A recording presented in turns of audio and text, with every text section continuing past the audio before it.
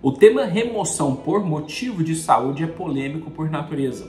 E quando a gente fala de remoção em caso de depressão, essas polêmicas, as dúvidas e as incertezas são ainda maiores. E não só por parte do servidor que está pleiteando esse direito.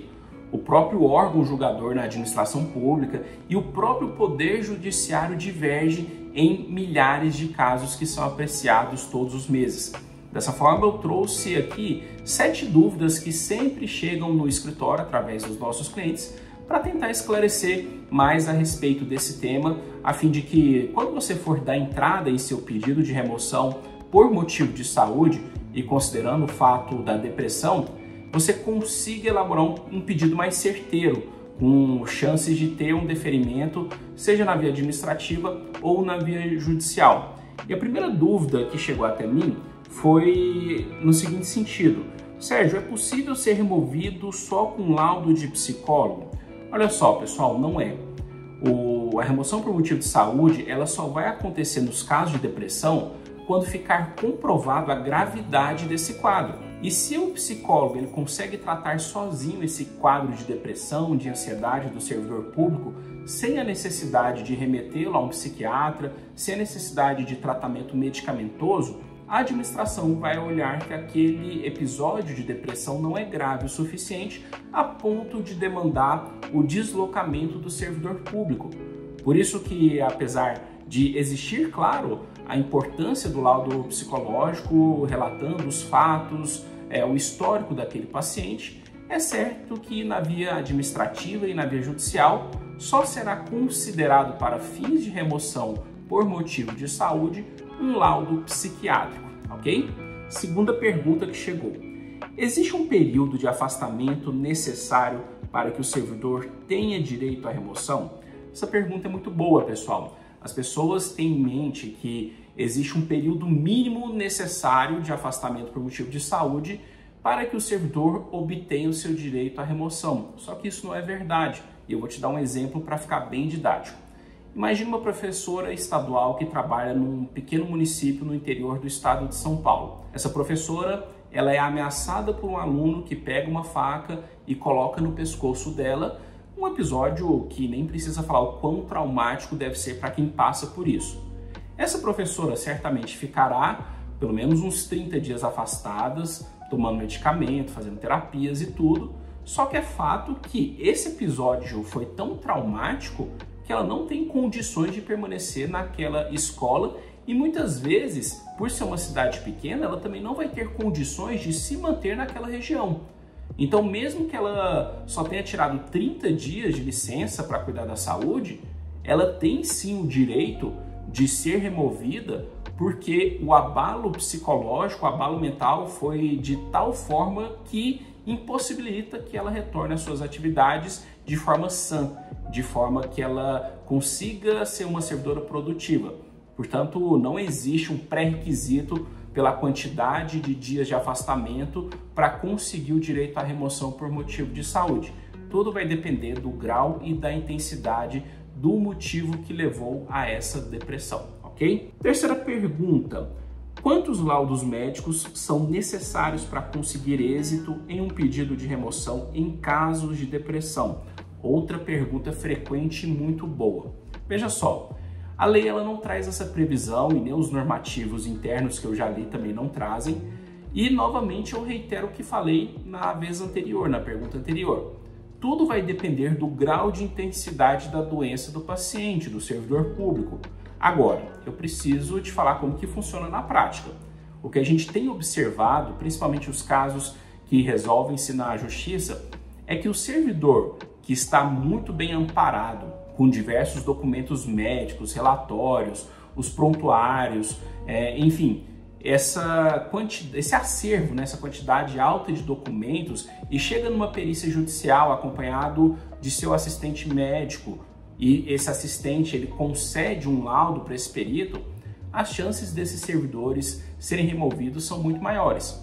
O servidor que só tem um laudo emitido por um psiquiatra, um laudo sucinto, que não relata os sintomas, o histórico do paciente, não fala quais os tratamentos que já foram feitos, ele tem uma chance muito reduzida de conseguir ter êxito no seu pedido de remoção. Por isso que eu sempre oriento os meus clientes a tentarem obter o maior número possível de laudos, de documentos médicos, guardar suas receitas, né, comprovando há quanto tempo que estão tomando medicamentos e até mesmo aumento de dosagem para mostrar para o juiz, quando ele vai julgar o caso, que é uma situação grave, que aquele tratamento medicamentoso e terapêutico não está sendo suficiente. E é aí que surge a necessidade de o servidor ser removido. Quarta pergunta: quais as chances de meu pedido de remoção por motivo de depressão ser deferido na via administrativa? Olha, aqui eu preciso ser muito sincero com vocês. A chance é quase zero. Infelizmente, a administração pública ela só está preocupada com a quantidade de força de trabalho que ela tem disponível. Ela não está preocupada se o servidor está doente, se o servidor passou por algum trauma, se ele está sendo perseguido, se ele está sendo assediado. Ela só está preocupada se existe pessoas suficientes para trabalhar ali naquela instituição. E os casos que a gente recebe aqui no escritório, o mais impressionante é que o servidor apresenta um número absurdo de laudos, de informações para a junta médica oficial e a junta médica emite um parecer de uma linha, não estou exagerando, de uma linha falando o quê? O servidor não precisa ser removido porque pode fazer o seu tratamento no local de lotação. Então eles desprezam todos os sintomas, todos os históricos a respeito daquela doença, todos os medicamentos que já foram ministrados e os médicos colocam ali somente uma linha de informação. O servidor pode ser tratado na região onde está lotado, ignorando todo o histórico da doença e, consequentemente, negando o pedido de remoção por motivo de saúde. Dessa forma, te falo categoricamente, acredito eu que mais de 90% dos pedidos de remoção em caso de depressão só são resolvidos na justiça, ok? Quinta pergunta: quanto tempo demora um processo administrativo de remoção e mais quanto tempo demora se tiver que levá-lo ao judiciário? Bom, já respondi na pergunta anterior que praticamente todos os pedidos de remoção em caso de depressão só se resolvem no judiciário. Então vamos trabalhar com esses dois tempos, né? Pedido administrativo, entre 15 e 60 dias. Chegou a 60 dias, não teve perícia, você viu que o órgão está segurando o processo, não vai dar andamento, já pode acionar o judiciário, ok? Mas normalmente entre 15 e 60 dias já está resolvido. E aí quando vai para o judiciário, a gente tem alguns trâmites, né? Por exemplo, um pedido liminar, e esse pedido pode ser para ser feita a remoção imediatamente, ou para o servidor continuar afastado por motivo de saúde, ou mesmo para ele ficar em teletrabalho, né? Já que ele não consegue estar ali naquele local de trabalho exercendo as suas funções. Então, o pedido liminar ele é apreciado em média em até 15 dias. Alguns em mais tempo, outros em menos, mas 15 dias é uma média razoável considerando os tribunais do país inteiro. Já o processo em si, ele vai demorar aí de 1 ano e meio a 2 anos para chegar ao seu final. Por isso que, até voltando ao começo das perguntas, não é interessante que o servidor dê entrada no pedido de remoção depois de 2 anos de afastamento, porque as chances dele ser aposentado por invalidez e sofrer uma queda no seu rendimento é muito alta. Pode ser que a administração pública ela dê um laudo que o juiz vai considerar até que haja uma perícia em contrário. E até acontecer essa perícia no processo, já se passou algum tempo e o servidor é aposentado de forma compulsória por invalidez e sofre uma queda abrupta dos seus rendimentos, ok? Sexta pergunta, também muito boa. Se a perícia administrativa entender que o meu caso não é de remoção, ainda tenho chance de ser removido através do Poder Judiciário? Totalmente. Como eu disse nas perguntas anteriores, a maioria dos casos de depressão para remoção por motivo de saúde só são resolvidos na Justiça. E como que funciona na Justiça? O ato administrativo, ou seja, aquela perícia que foi feita no órgão, ele tem presunção de legitimidade e legalidade.